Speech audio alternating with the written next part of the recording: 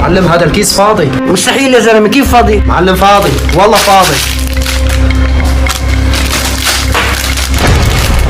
حتى هذا فاضي يا زلمه. لا يا عمي في شيء غلط، كيف فاضي؟ والله ما بعرف، انا اللي عم فضيهم.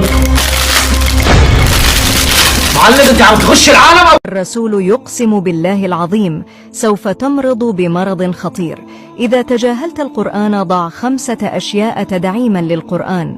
الذي خلقني فهو يهدين والذي هو كيف؟ معقوله؟ فاضي؟ ما عم لك فاضي. ضل اخر واحد، بتعرف اذا بيطلع فاضي رح بتشك عليك.